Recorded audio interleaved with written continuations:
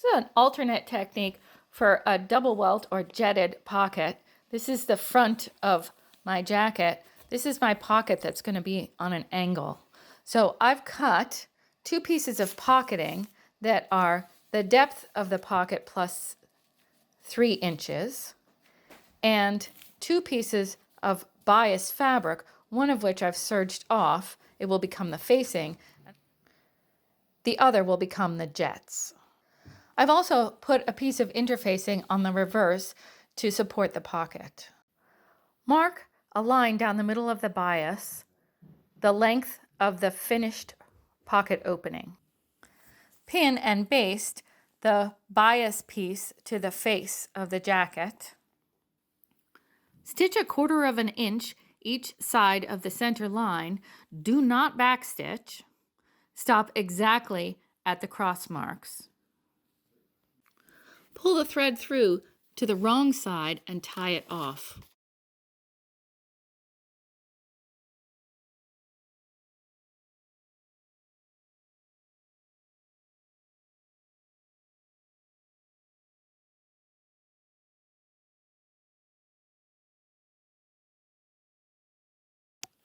Cut straight down the middle, stopping 1/2 inch from the end and then clipping right into the corner.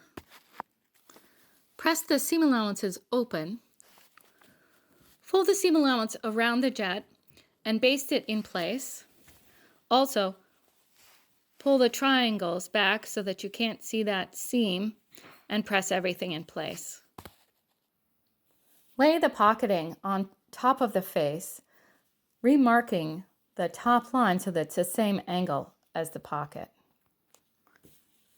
Lay the facing piece on the pocketing 1/2 inch below the line you just drew and stitch it in place. Trim any excess on the edges. Copy that new angle to the top of the other pocketing as well.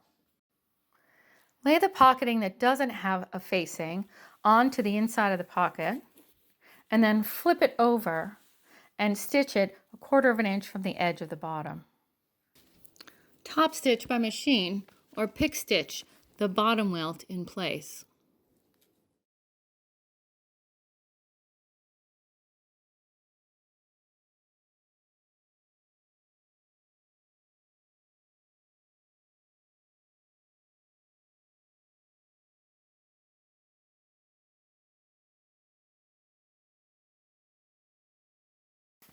Baste the pocket closed. Lay the piece with the facing on top and stitch to the top edge. The two pieces of pocketing will be different lengths. Just trim off the piece that's longer. You don't want the finished pocket bag to come any closer to the finished hem of your jacket than 1 inch. Flip the whole thing over and stitch the triangle, the pocket bag, and then back up to the other side, the triangle. Pick stitch or top stitch the sides and the top edge.